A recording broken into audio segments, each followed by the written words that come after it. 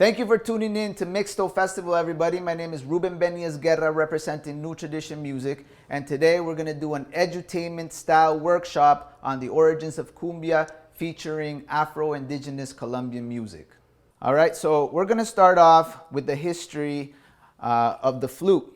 This instrument here is called the Bunsi, which means female flute, and it comes from the world's tallest coastal mountain, which is in present-day Colombia in the Caribbean. And that mountain is so tall that it's in the Caribbean, but at the top there's snow, so it's a snow-capped mountain. And up there are 5 indigenous nations: the Kogi, Ika, Wiwa, Cancuamo, Arahuaco. And these are the first nations to play this instrument, which is made out of charcoal and wax.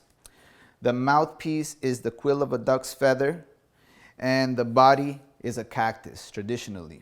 So this technique of using charcoal and wax has been used since, it's a technique that's since time immemorial. It's been used for forever by the indigenous people in that region. For example, to make sculptures out of gold, what you do is you create the sculpture with the wax and the charcoal. When it's hot, it's malleable, so you can do whatever you want with it. Then it dries and it turns solid like wood. Then what you do is you take melted gold and you paint over it, and eventually the gold also dries, but you leave a little hole in the bottom, and then when the gold dries, you put it out in the sun, and eventually the wax falls, and then you have a empty or a hollow sculpture of gold. And that's a technique that's used, but it's also used to make these instruments. In the tradition, in the mountain at the Sierra Nevada, there are 2 flutes. There is the Bunsi, which means female flute in Kogi, and the Sigi, which means male flute. The male flute is played along with this rattle, with the tani. And this instrument is also, the rattle is found in many different traditions throughout the Americas as well. So what the Sigi does is play with one hand the rattle, and with the other hand the flute. And there's only 2 orifices traditionally. So whoever's playing it is doing stuff like this.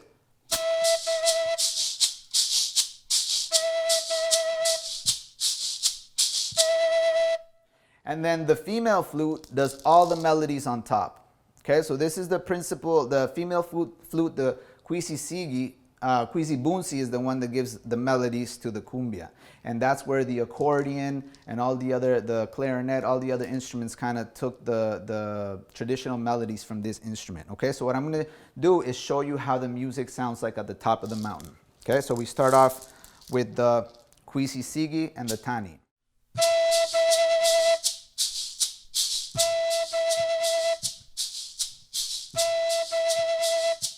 So that's the basics, and then this one plays the melody.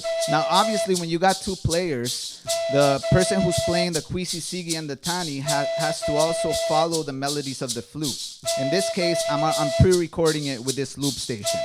Okay, so now I'm going to show you the melodies.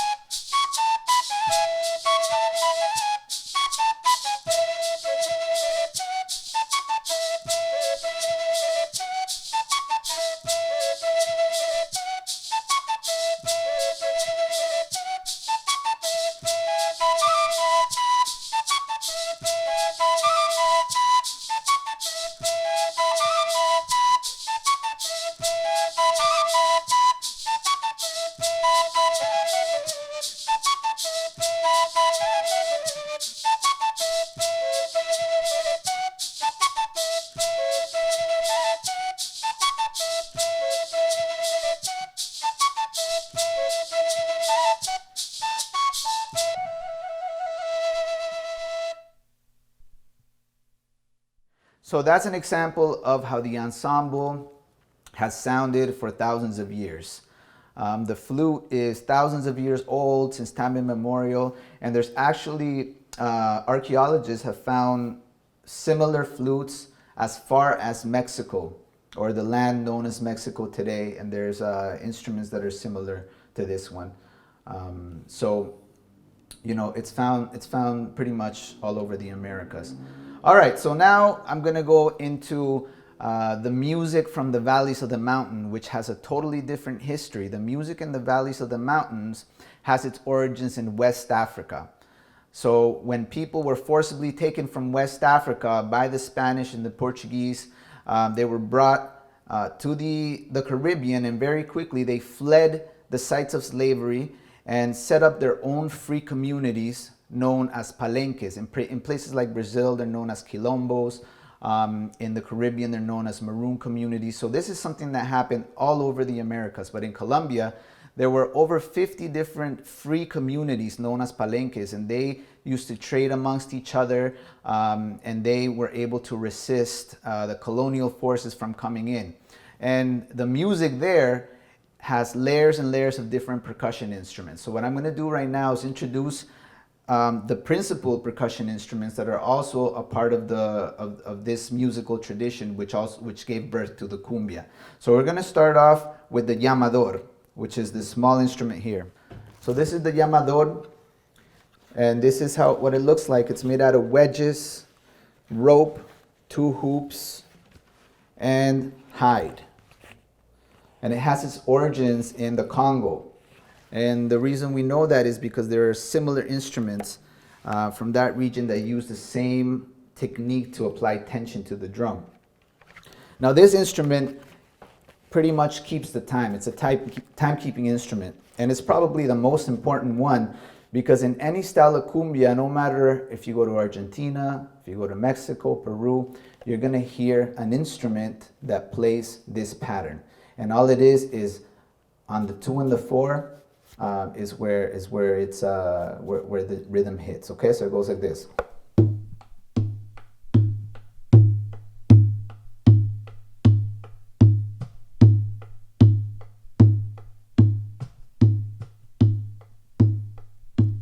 Two, three, four. 1, 2, 3, 4. Okay.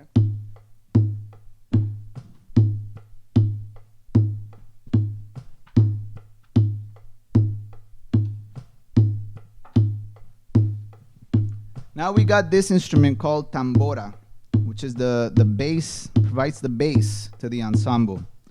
And what you do is you play with 2 sticks, you play the shells of the drum, and you play the head. Okay? So this one improvises as well. It does.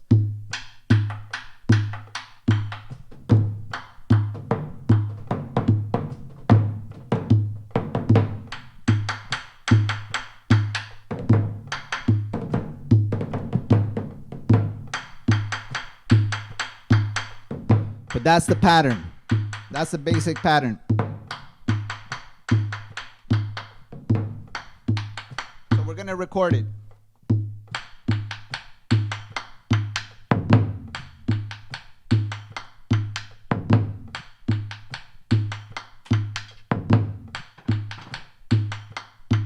All right. And now we got the tambor alegre. Okay, but before that, tambor alegre is actually following the dancer, doing a lot of the variations. But we also have the palmas, the claps, which is part of the whole community vibe that this music needs. So you always have this as part of the instrumentation.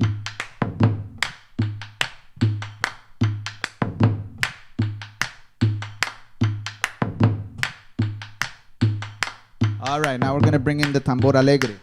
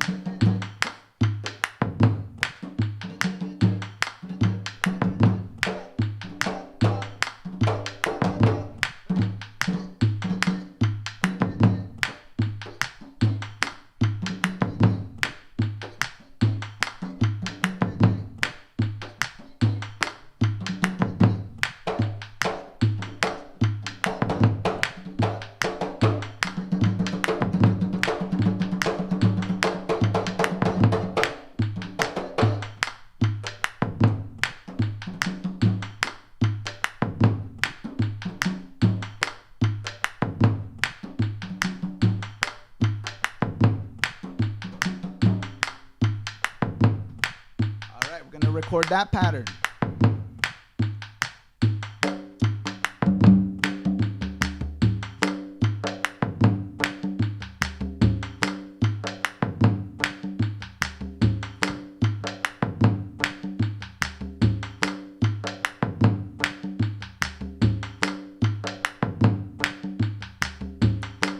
And now we're gonna bring in the two flutes.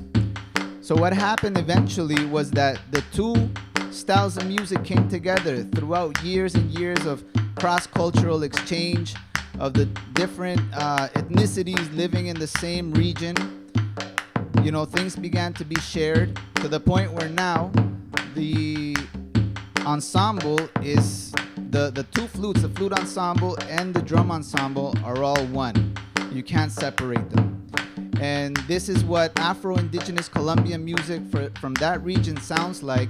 It's known as música de gaita, and it's what gave birth to what we know today as cumbia. So I'm gonna finish off with a piece. Now we're gonna join to the drums, the two flutes and the tani.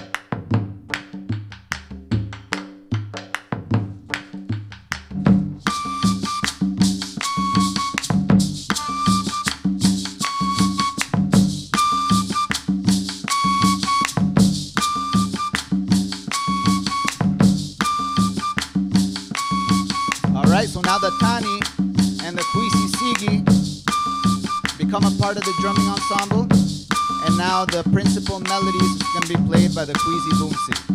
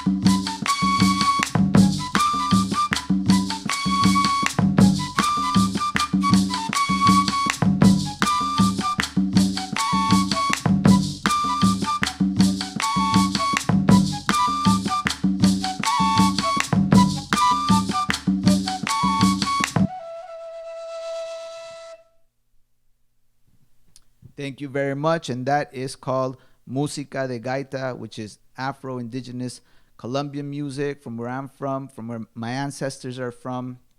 And growing up in this city in Toronto, I've been able to, be influenced by all kinds of different styles of music. So my original music can be described as Afro-Indigenous Colombian music from a conscious inner city perspective. So as you can imagine from the title, I'm mixing in a lot of urban styles with my music, which is what I played earlier at the beginning is an example, and I'm going to close it off again with something similar. Here we go.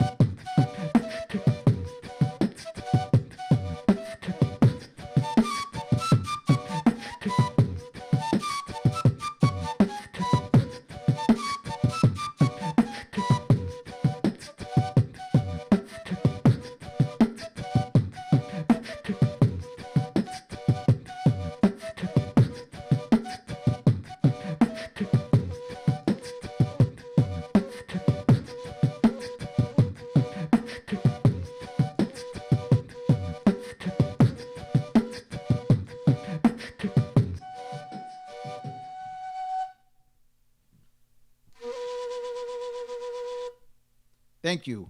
Gracias.